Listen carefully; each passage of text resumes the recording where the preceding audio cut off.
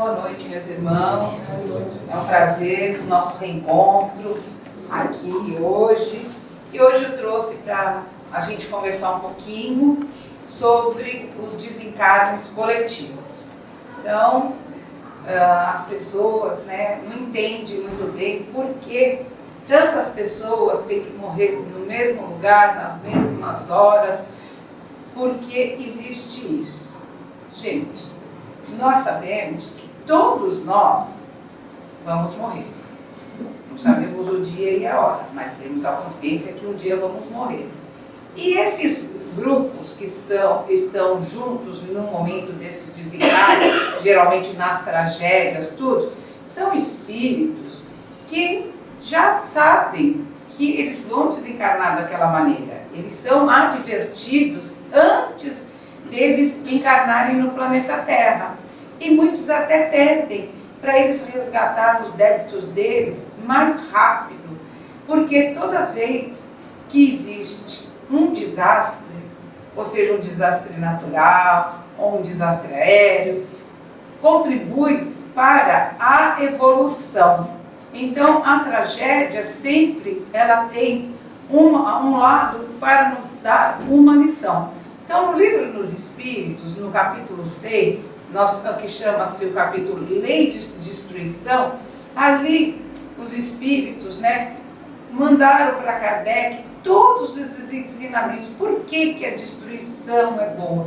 Então, a gente vê, quando tem num lugar uma destruição muito grande, o que acontece? Logo aquele lugar vai se melhorando, tudo vai se colocando nos lugares, o progresso, a ordem, e vai crescendo aquele lugar. Porque Deus não coloca nada disso na nossa vida como uma punição.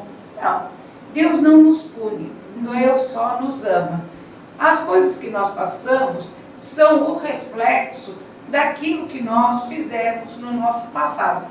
Então, desde que o homem está na Terra, o homem, ele não é agregador, o homem é destruidor. Então, sempre o homem transgride a lei. Ele agride a natureza, ele agride o homem, ele agride o animal, ele agride o reino vegetal e até o reino mineral, Porque ele tem o intuito de quê? Da sua sobrevivência, mas também muitos fazem isso pela ganância, pelo poder, pelo enriquecimento rápido, e tudo isso gera consequências, porque tudo isso nós temos que entender que leva nos lugares, às vezes, muitos lugares, onde tem trabalhos, onde as pessoas são sacrificadas e muito. Então, esses desencarnes coletivos, eles existem para isso. E ele é só do nosso tempo, da nossa era? Gente, não. Ele tem na natureza desde sempre. Desde lá da Bíblia, vocês lembram da Arca do Noé? Que teve o dilúvio, ele pegou um animalzinho, coisa e tal. Então, quem estava lá naquele lugar, pereceu. Mas o Noé não estava ali para ele ficar e junto com aquela gente. Então, ele não morreu, ele se salvou e ele conseguiu, através dos animais, levar os animaizinhos e os animais continuarem a sua caminhada na reprodução. E as pessoas que estavam longe, onde ele foi ele levando progresso, porque talvez lá não tivesse animais, não tivesse nada. Então, desde esse fato bíblico que existem as catástrofes históricas. Tem também do vulcão Vesúvio, que lá na cidade de Pompeia, na Itália, no ano de 79 depois de Cristo, ele não entrou em erupção, o vulcão, ele simplesmente cobriu de cinzas toda a cidade.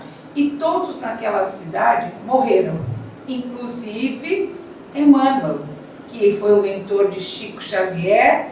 Ele morava lá e então ele e a família dele pereceram no vulcão Vesúvio. E assim vai sendo várias e várias coisas. Então as catástrofes, elas não acontecem só da natureza. Acontece também aquelas que são pelos homens, como descarrilamento de trem, acidentes aéreos, acidentes marítimos. Quem não se lembra do Titanic? Que foi construído o navio mais luxuoso, mais maravilhoso e naufragou, levando quase todas as pessoas a óbito, né? Alguns se salvaram, mas a maioria morreu. E assim vai sendo tudo isso. E aí a gente vê os incêndios, incêndio do Joelma, do edifício Andraus, da Boate Kiss, lá em Santa Maria. A gente vê os desastres naturais, agora em Mariana, em Brumadinho. E as pessoas falam, mas por quê? Olha, gente, é o seguinte, nós temos uma grande dívida com a escravidão. O Brasil tem essa dívida com a escravidão. E nas Minas Gerais, os escravos foram muito explorados.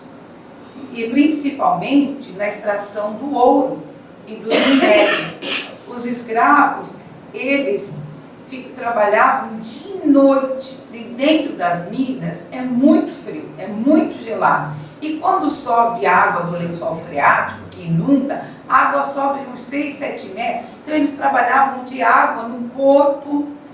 E o que acontecia? Eles adoeciam, eles tinham tuberculose.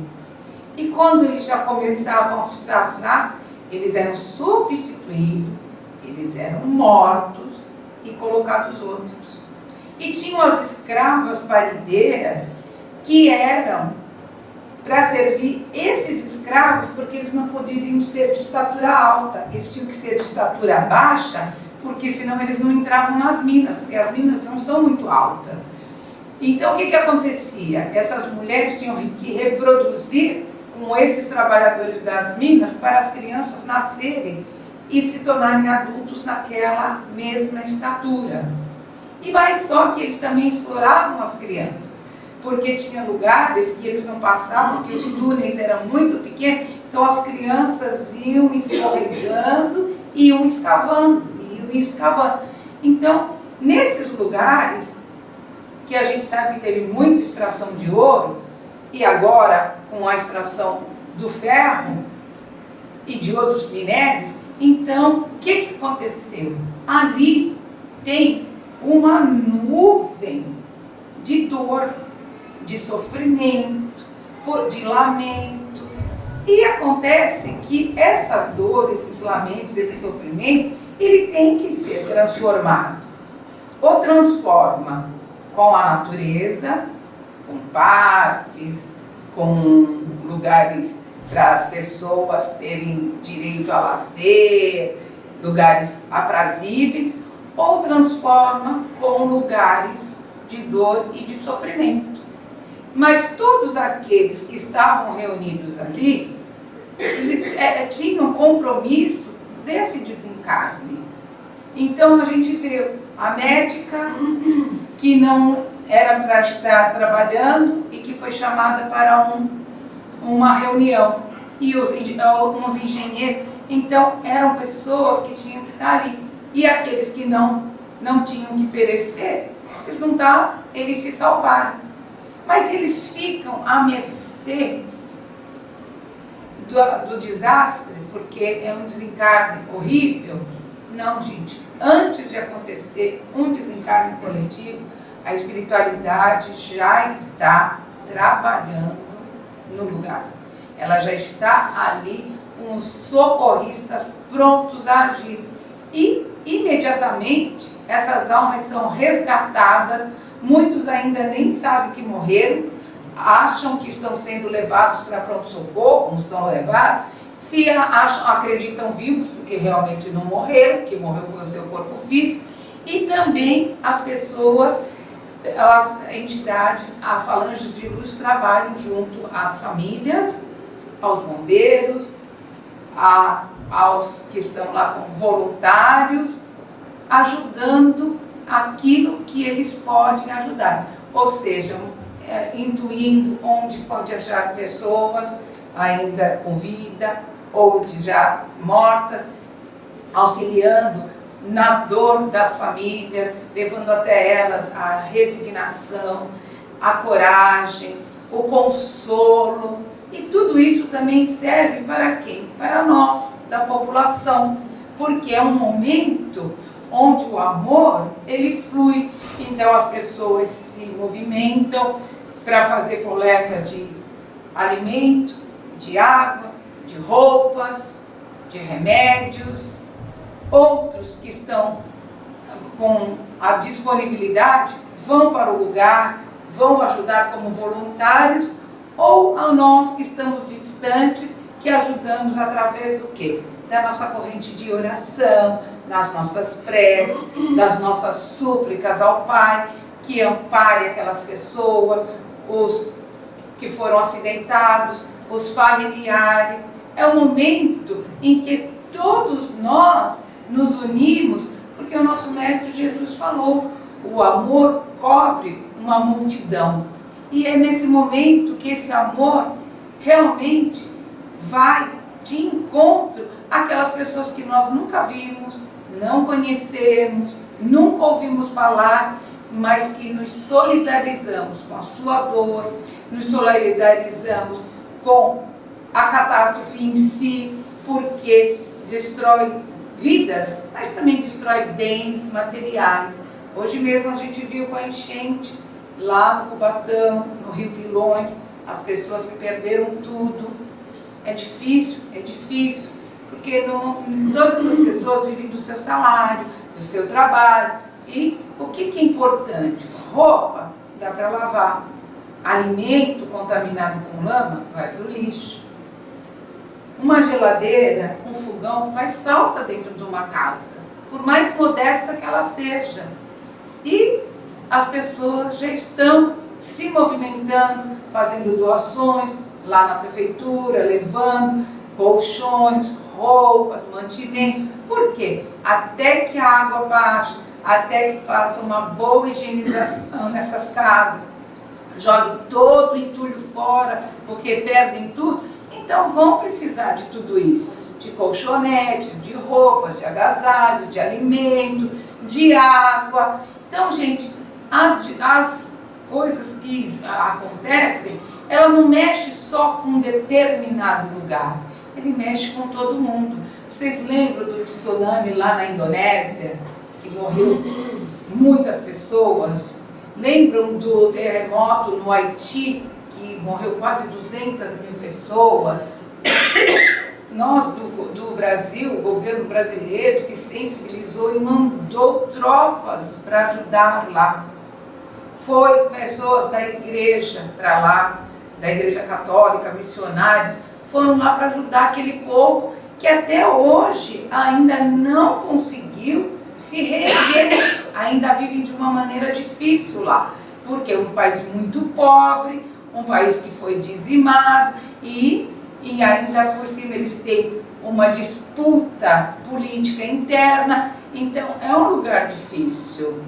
Vocês lembram quando teve o furacão Katrina lá nos Estados Unidos, que simplesmente arrasou a cidade de Nova Orleans, lá nos Estados Unidos, que as pessoas não tinham para onde fugir? Quantas e quantas pessoas também não morreram? Aí um país rico, cheio de recursos, mas quantos países não mandaram lá a Cruz Vermelha, mandaram mantimentos? E as pestes, né, que também dizimam. No início do século passado, a gripe espanhola matou milhões de pessoas. É só aquelas pessoas que estavam unidas para perecer dessa maneira. E assim é a vida. É triste, muito triste. É lamentável, mas nós não estamos livres de passar por isso. As pessoas que morrem no incêndio, que nem quando foi o incêndio lá em Santa Maria, no Rio Grande do Sul, muitas pessoas disseram, é o mesmo gás que matava os judeus nas câmeras de gás. Será que aqueles 242 jovens Não eram soldados alemães que pegavam os judeus e levavam para a câmara de gás e para eles terem um adiantamento moral evolutivo, não pediram essa prova para morrer junto, porque lá tinha mais do que 500 pessoas, mas só 242. Então é só aqueles que estão comprometidos. Um circo em Niterói, em 1961, que pegou fogo e a lona caiu em chama, matou mais de 500 pessoas, maioria crianças. Aí vocês vão falar, por que essas crianças, né? Gente, se a gente for ver na história, quando Roma, né, era a grande conquistadora das cidades, tinha um exército potencial, eles conquistarem as novas cidades, os novos países, o que eles faziam? Eles ateavam fogo em tudo, nas plantações, nas casas, sem dó nem piedade. E vocês acham que todos aqueles soldados, eles vão ficar imunes disso? Não. Eles têm que sentir aquilo que eles fizeram. Aí muitos vão falar, mas a culpa não era deles, eles obedeciam ordens. É verdade, mas eles podiam dizer, não vou cumprir. Não é verdade? Mas para que eles tivessem uma ascensão dentro do exército romano, né? Porque tinha uma ascensão de patente e uma ascensão social. E muitas vezes eles cometiam mais atrocidades perante os outros para se destacar, para ter o seu brilho. Não podemos esquecer dos cristãos que foram jogados às feras lá no Coliseu Romano, que tiveram seus corpos dilacerados, enquanto uma plateia lá gritava de felicidade, aplaudia, ver leões rasgando corpos humanos. Isso é bom? Isso é tosco, isso é horrível, isso é doloroso. Então esses irmãos têm que passar por isso. O próprio Emmanuel, no livro dele, há 2000 anos, ele narra. Ele era um patrício, um tribuno romano, né? Ele tinha um grau, e a mulher dele se converteu ao cristianismo. E ela foi torturada e morta em Roma, e ele estava lá. E quando ele saiu, uma pessoa foi vender para ele uma medalhinha que achou lá, e era a medalhinha dela, porque ela, para ir nas reuniões com Jesus, ela vestia a roupa da criada dela, e ela ia escondido.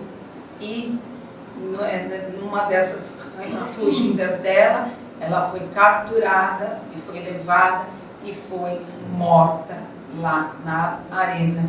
E desde esse dia, então, ele ficou muito consternado e ele se retirou e ele teve várias encarnações. Tem 50 anos depois que ele veio como escravo. Imagina um patrício virar um escravo. E as diversas, as sucessivas encarnações que ele teve, né? E até quando ele, como mentor espiritual de Chico Xavier, que diziam que no tempo lá do Vesúvio era a filha dele, chamava-se Flávia. Ele dizia que ele trabalhava tanto, ele já tinha progredido tanto, mas que ele nunca tinha encontrado o espírito de Lívia, a sua mulher. Então, para vocês verem como o espírito demora para evoluir. Nós falamos de Emmanuel, falamos de um espírito já com muita elevação espiritual, mas que está reencarnado aqui no Brasil novamente, porque tem uma missão para cumprir com o povo brasileiro, a pátria que ele conheceu quando era o padre Manuel da Nóbrega, que foi um dos fundadores da nossa cidade de São Paulo, do mais famoso pátio do colégio, que era uma congregação jesuíta. Então, meus irmãos, por que nós havemos de ficar perguntando os porquês? Não temos porquês. Nós temos sim as respostas. Porque é a lei de ação e reação. Se eu, com a minha ação, eu causei um mal, a reação vai ser que vai me causar igual ou pior.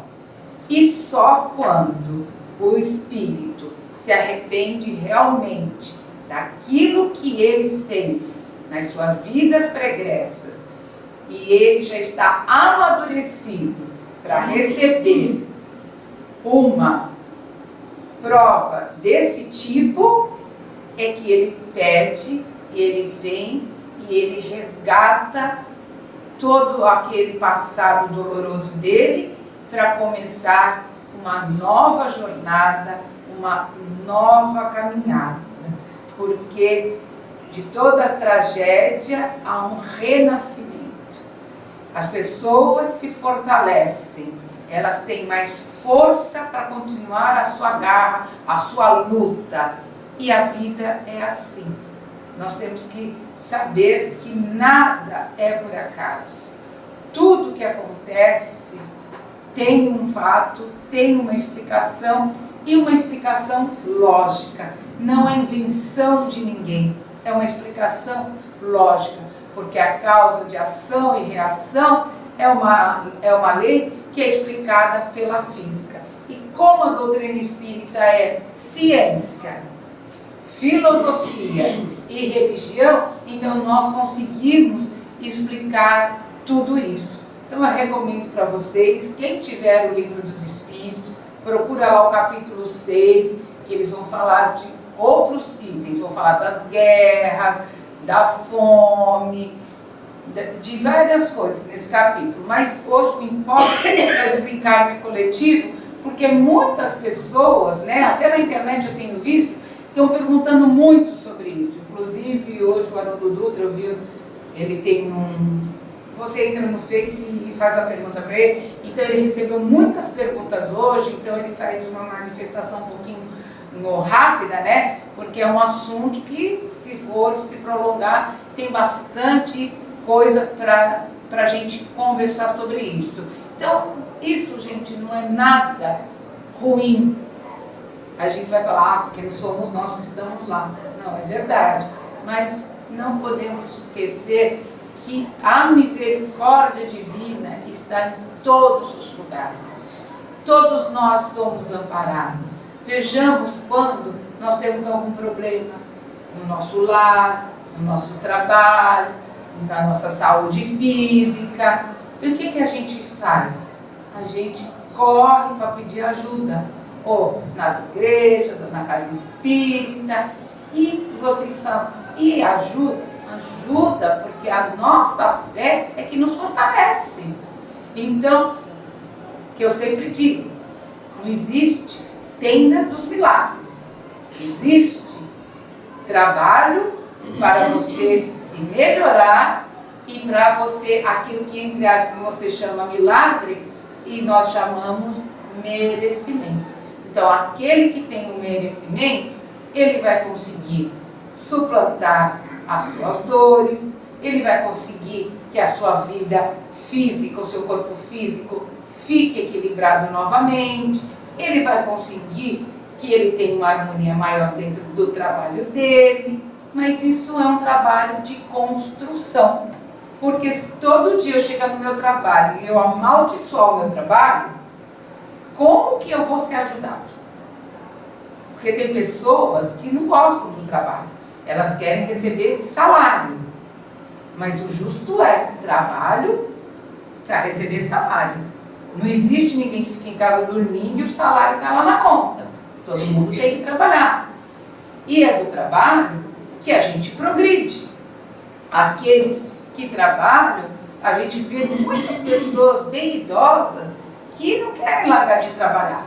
Está com a mente boa, o corpo está cansado, mas ela quer continuar trabalhando, ela tem aquela vontade de servir, né? E nós temos muita gente jovem que não quer trabalhar, quer viver encostado, sem fazer nada.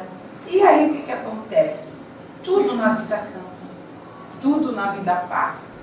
E aí quando essas pessoas acordam, geralmente já estão com problemas sérios, já estão todos envolvidos em ambientes de alcoolismo, de droga, de outras viciações, e aí fica muito mais difícil deles saírem disso. Mas cada um anda com as suas pernas. E se chorar, sempre vai ter alguém para enxugar a sua lágrima. E se sorrir, sempre vai ter alguém para sorrir com você.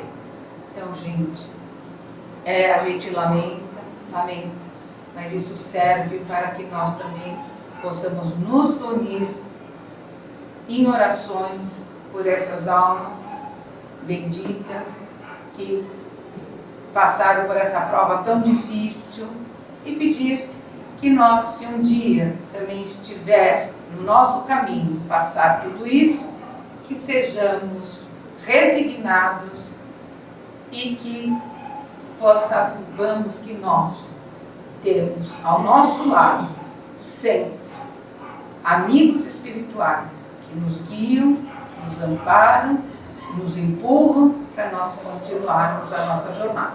Então eu trouxe um tema do Emmanuel, vou ler para vocês. Eu não escrevi que era muito grande, estou preguiçosa.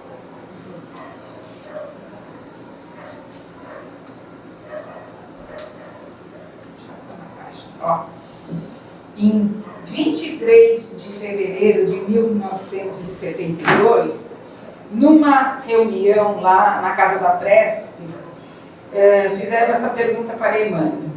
Sendo Deus a bondade infinita, porque permite a morte aflitiva de tantas pessoas enclausuradas e indefesas? Então a resposta de Emmanuel é a seguinte: realmente, reconhecemos em Deus o perfeito amor aliado à justiça perfeita.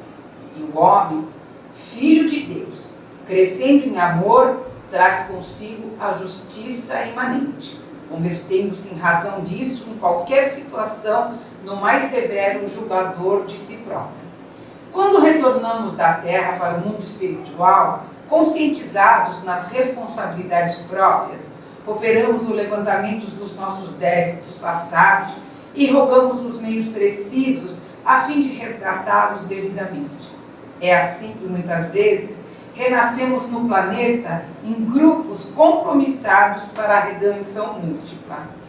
Invasores ilaqueados pela própria ambição, que esmagávamos coletividades na volúpia do saque, tornamos a Terra com encargos diferentes, mas em regime de encontro marcado para a desencarnação conjunta em acidentes públicos.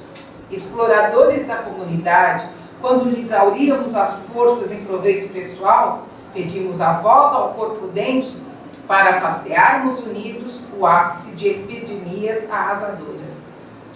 Promotores de guerras manejadas para assalto e crueldade pela megalomania do ouro e do poder, e nos fortalecendo para a regeneração, pleiteamos o plano físico a fim de sofrermos a morte de partilha, aparentemente imerecida, em acontecimentos de sangue e lágrimas.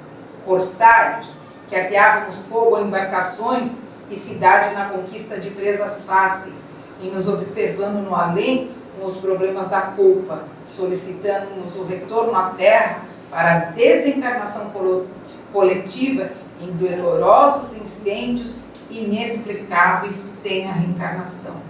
Criamos a culpa e nós mesmos engenhamos os processos destinados a extinguir-lhe as consequências. E a sabedoria divina se vale dos nossos esforços e tarefas de resgate e reajuste, a fim de induzir-nos a estudos e progressos amplos no que diga respeito à nossa própria segurança. É por esse motivo que, de todas as calamidades terrestres, o homem se retira com mais experiência e mais luz no cérebro e no coração, para defender-se e valorizar a vida. Lamentemos sem desespero, Quantos se fizeram vítimas de desastres que nos confragem a alma? A dor de todos eles é a nossa dor. Os problemas com que se defrontaram são igualmente nossos. Não nos esqueçamos, porém, de que nunca estemos sem a presença da misericórdia divina, junto às ocorrências da divina justiça. O sofrimento é invariavelmente reduzido ao mínimo para cada um de nós, que tudo se renova para o bem de todos e que Deus nos concede sempre o melhor. Então, eu acho que essa mensagem diz tudo, né? Que Deus realmente sempre deixa para ser sempre o melhor para nós, embora nós achamos que isso é o pior, na verdade, para essas almas foi o melhor. Graças a Deus.